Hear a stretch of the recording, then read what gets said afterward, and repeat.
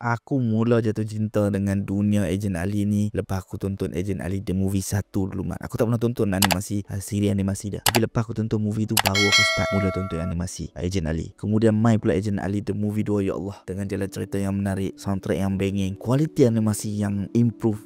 Memang aku puas hati tonton movie ni dekat panggung.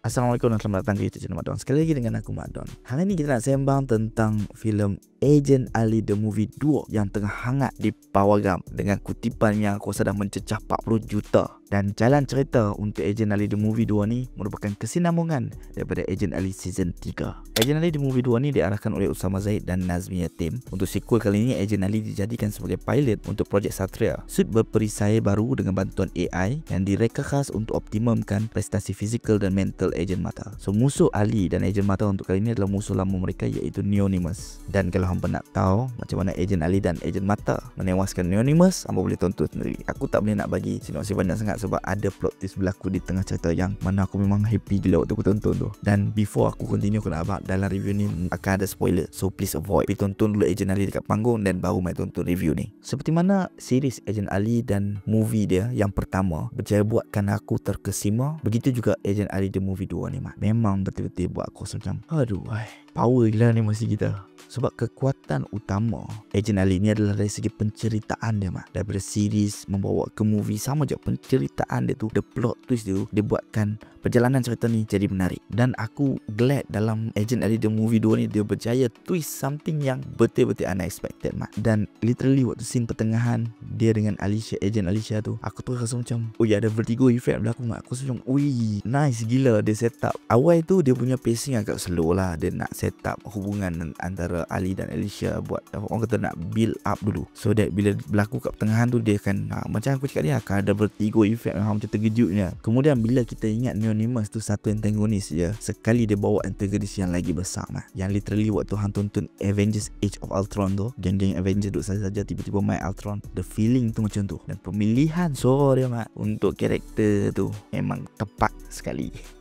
Aku memang enjoy jalan cerita dia. Dan aku rasa pengarah dan penulis ni mereka tahu macam mana nak craft satu cerita tu yang buatkan orang rasa berdebar, yang buatkan orang rasa nak tahu apa jadi seterusnya. Dan bila kita ingat, kita tahu rupanya pak kena potong. Kemudian runut bunyi daripada Azri Yunus and the team mat memang betul-betul nice gila. Aku tak tahu dia orang panggil apa muzik tu, aku bukan musician, techno or something yang memang betul-betul banging, kena dengan tema penceritaan Agent Ali The Movie 2 ni mat. Aku memang literally happy tonton sequence, action sequence ke apa-apa sequence dalam Agent Ali The Movie 2 ni, kerana dia ditemani dengan runut bunyi yang betul-betul menarik, yang betul-betul sedap dan kena dengan babak tersebut. And dia literally berjaya elevate babak fighting tu jadi dengan lebih menarik. Kemudian hubungan antara Ali dan Alicia ni pun kita nampak matang sikit lah. Of course lah kan, benda dah season 3 kemudian bawa ke benda Agent Ali The Movie 2 pula. So kita boleh nampak graf dia tu. Kalau hampa tonton series tu daripada awal sampai ke ni, dia ada. Dia tak kuat dan dia tak tinggi sangat, tapi dia ada. And aku rasa dengan apa yang terjadi kepada Alicia selepas ni, dengan Ali rasa macam dia bertanggungjawab terhadap apa yang terjadi dekat Alicia,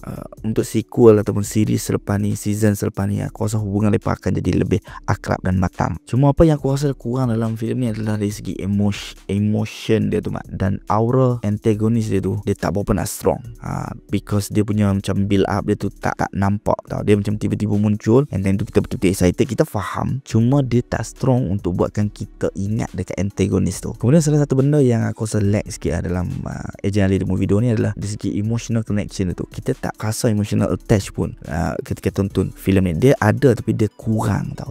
Dia buatkan hang rasa macam hang nak teriak tapi hang tak keluar air mata. Hang rasa sedih tapi hang tak rasa sebab. Faham tak? Dia ada tapi dia kurang. Untuk penonton budak-budak of course lah mereka akan suka. Tapi untuk yang macam penonton agak matang sikit, dia akan rasa emotional connection tu tak kuat, dan gap tu akan buatkan benda tu jadi kosong tau. Dengan pacing yang agak slow pada awal tu, kemudiannya emotional connection tu tak terasa. Jadi that's why filem ni akan jadi macam something yang tak strong kalau kita nak compare dengan Agent Ali The Movie 1. Agent Ali The Movie 1 aku betul-betul jatuh cinta gila. Agent Ali The Movie 2 ni dia still nice, tapi dia tak cukup untuk beat the first one. Walau bagaimanapun aku still rasa Agent Ali The Movie 2 ni layak mendapat sokongan semua orang. Dan kita harus agent-agent sekalian pergi tonton filem ni dekat panggung. ramaikan dia sampai dia dapat kutipan at least 50 ke 60 juta mak. Sebab ini adalah filem animasi yang wajib kita sokong dan wajar mendapat sokongan kita. Kudos to the whole team yang buat Agent Ali The Movie 2 ni, dan juga marketing team mereka yang memang literally bagus gila mak. Orang yang tak pernah tonton Agent Ali pun rasa hype nak pergi tonton, nak bawa anak saudara dia dan nak pergi sendiri sebab nak tahu